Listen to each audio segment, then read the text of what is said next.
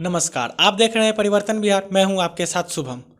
रोहतास के नौहट्टा प्रखंड में सोनो नदी पर बनने वाला पंडुका पुल का शिलान्यास सड़क एवं परिवहन मंत्री नितिन गडकरी के द्वारा रिमोट सिस्टम के जरिए किया गया है।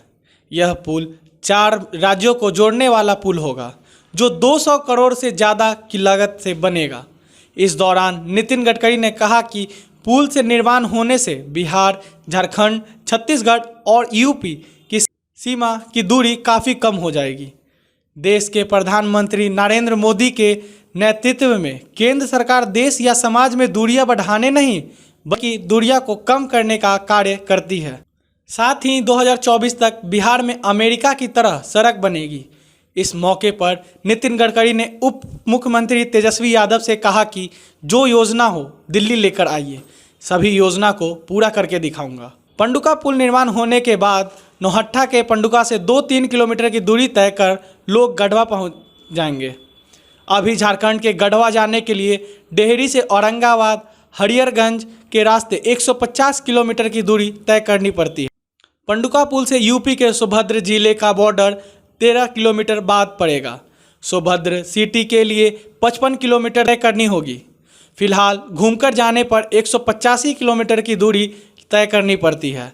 इसके साथ ही पंडुका पुल से मध्य प्रदेश के सिंगरौली की दूरी लगभग 150 किलोमीटर होगी। सड़क परिवहन और राजमार्ग विभाग भारत सरकार की ओर से सोन नदी पर पंडुका के पास रोड सहित 2 लेन के हाईवे आरसीसी पुल के निर्माण कार्य में लगभग 210 करोड़ की लागत से निर्माण होगा।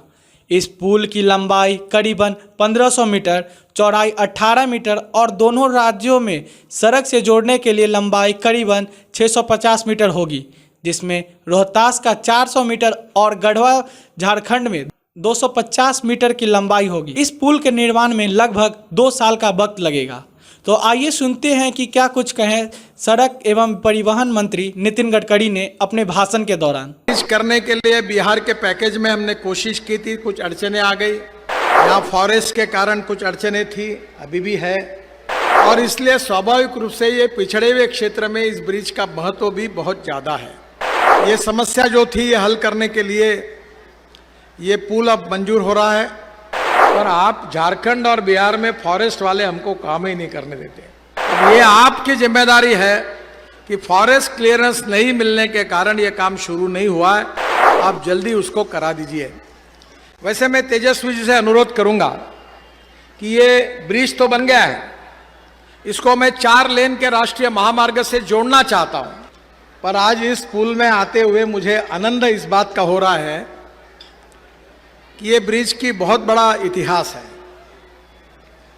ये ब्रिज करने के लिए बिहार के पैकेज में हमने कोशिश की थी, कुछ अड़चने आ गई। यहाँ फॉरेस्ट के कारण कुछ अड़चने थी, अभी भी है, और इसलिए स्वाभाविक रूप से ये पिछड़े हुए क्षेत्र में इस ब्रिज का महत्व भी बहुत ज़्यादा है। ये झारखंड, उत्तर प्रदेश, बिहार और छत्तीसगढ़ तीनों राज्यों को जोड़ने वाला है, और पंडुका और झारखंड के गढ़वा जिले के श्रीनगर तक दूरी तय करने के लिए 1 से 50 किलोमीटर का यहाँ चक्कर काटना पड़ता है। ये समस्या जो थी ये हल करने के लिए ये पुल अब मंजूर हो रहा है, और वाहन वालों को पंडुका से भाया NH 119 होकर डेहरी पुल से गढ़वा झारखंड आना जाना पड़ता है। पर पंडुका से गढ़वा तक जाने के लिए 150 किलोमीटर की दूरी तय करनी पड़ती है, और इस पुल के बनने से 4 घंटे का समय भी बचेगा और ईंधन भी बचेगा। मुझे और खुशी है कि विशेष रूप से बिहार का जो खोआ है वो इस बार काफ़ी ट्रांसपोर्ट में सुविधा होगी, जो झारखंड के बाजार तक भी जाएगा, और इसके विकास का भी बहुत फायदा होगा। जो 3 ग्रीनफील्ड कॉरिडोर हम बना रहे, वो सासाराम से 2 ग्रीनफील्ड एक्सप्रेसवे तथा 1 इकोनॉमिक कॉरिडोर गुजर रहा है, जो रोहतास और सासाराम क्षेत्र के विकास को नई गति देगी। इस ब्रिज के निर्माण में विशेष रूप से मुझे इस बात की खुशी है कि छेदी पासवान जी को मैं विशेष रूप से धन्यवाद दूंगा कि उन्होंने एक दिन वो मेरे यहाँ जब इस पुल का काम मंजूर नहीं हो रहा था, वो बोले मैं बैठ ही जाता हूं, मैं उठता ही नहीं हूं।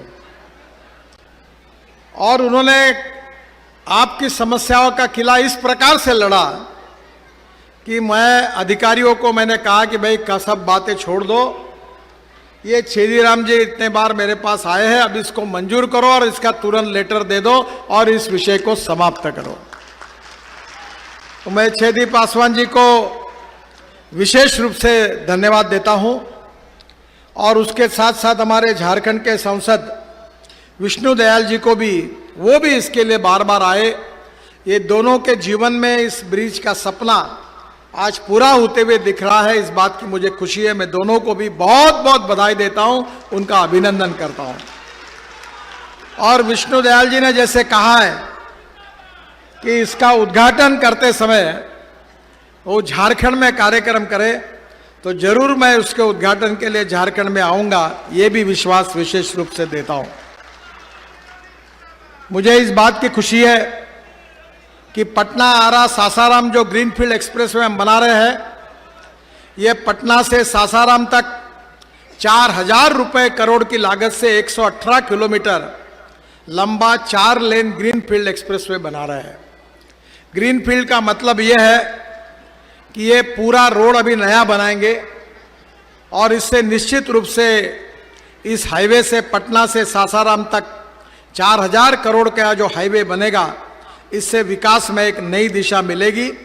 इस एक्सप्रेसवे का काम मार्च 2023 तक शुरू हो जाएगा, ये विश्वास भी मैं आपको सबको देता हूं। यह कॉरिडोर पटना के गोनवा, पटरी, रामतरी, आरा जिले के कायमनगर, बामपाली, असनी, भोजपुर जिले की गढ़नी, उद्वंत नगर, तराड़ी और रोहतास जिले के गंगोली, अखोड़ी गोला, सूरा से होकर सासाराम तक बनेगा।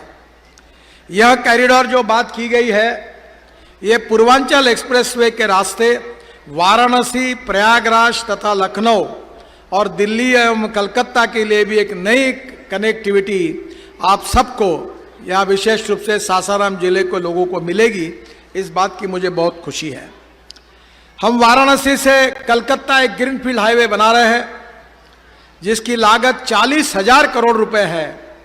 ये भी ग्रीनफील्ड है, जो 620 किलोमीटर 6 लेन का एक्सिस कंट्रोल एक्सप्रेसवे बना रहे हैं, जो वाराणसी से कोलकाता की सफर 12 घंटे लगती है, वो 5 घंटे में हो जाएगी, ये विश्वास मैं आप सबको देता हूं। इसमें बिहार में 10,000 करोड़ की लागत से 163 किलोमीटर का कॉरिडोर बनेगा और यह कॉरिडोर उत्तर प्रदेश के चंदौली से शुरू होकर मुगल सराय, बिहार के भभुआ, कैमूर, रोहतास, सासाराम, औरंगाबाद, गया और झारखंड के चतरा, हजारीबाग, रामगढ़, बोकारो तथा पश्चिम बंगाल के पुरुलिया, बांकुरा, पश्चिमी मेदिनीपुर, हुगली होकर हावड़ा जाएगा और इस ग्रीन फील्ड्स पर बनाकर खड़गपुर को भी जोड़ा जाएगा और इसका भी काम सितंबर 2023 तक शुरू हो जाएगा।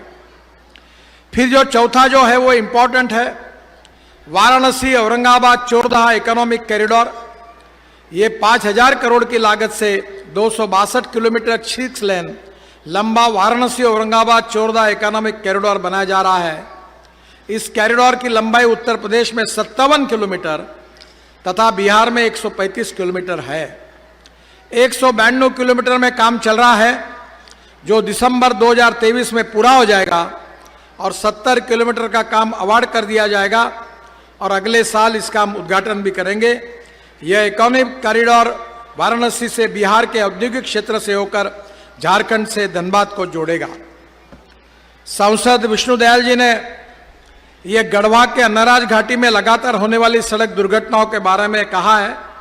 हमने सड़क दुर्घटना रोकने के लिए पहली प्राथमिकता दी है और जिसका उन्हें उल्लेख किया है वो वहाँ सांकेतिक रोड, साइनेज वगैरह लगा दिए गए हैं, क्षतिग्रस्त गाड़वल की मरम्मत भी करा दी गई है और स्थायी समाधान के लिए मैं उनसे अनुरोध करूंगा कि दुर्घटना वाले स्थान में सड़क चौड़ीकरण करने के लिए करीब 17 करोड़ का काम मई 2021 में अवार्ड हो गया है, पर आप झारखंड और बिहार में फॉरेस्ट वाले हमको काम ही नहीं करने देते।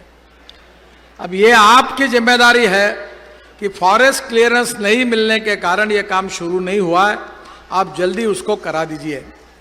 वैसे मैं तेजस्वी जी से अनुरोध करूंगा कि ये ब्रिज तो बन गया है, इसको मैं 4 लेन के राष्ट्रीय महामार्ग से जोड़ना चाहता हूं और इसके बीच में फॉरेस्ट भी है, तो ये अलाइनमेंट हमारे दोनों सांसद और आप मिलकर मुझे बताइए, मैं इसको पूरे एनएच से जोड़ दूंगा और इसमें फॉरेस्ट विभाग की तरफ से जो क्लियरेंस स्टेट गवर्नमेंट का है उतना करने में आप सहयोग करिए, ताकि यहां बहुत अच्छा विकास हो जाएगा। बिहार में 2024 समाप्त होने तक हम लोग 3 लाख करोड़ रुपए के काम पूरे करेंगे। 1,10,000 करोड़ रुपए की लागत से हम ग्रीनफील्ड यानी एकदम नए रोड बना रहे हैं। करीब 1 लाख करोड़ की लागत से 2800 किलोमीटर लंबे एनएच का डीपीआर बन रहा है और करीब 40,000 करोड़ की लागत से 1300 किलोमीटर का काम 22-23 में पूरे हो जाएंगे। ये बात जरूर है कि 30,000 करोड़ की लागत से 15 ब्रिजों का हम निर्माण कर रहे हैं। यहाँ की नदियाँ बहुत बड़ी बड़ी हैं और मुझे मालूम है कि इसके कारण आपको बहुत तकलीफ होती है और इसलिए ब्रिज पर खर्चा भी होता है, तो भी हम करेंगे। करीब 9,000 करोड़ की लागत से हम 60 बाईपास निर्माण कर रहे हैं और निश्चित रूप से मैं आपको इसमें पूरी मदद करूंगा। धन्यवाद। आप देख रहे थे परिवर्तन बिहार शुभम के साथ।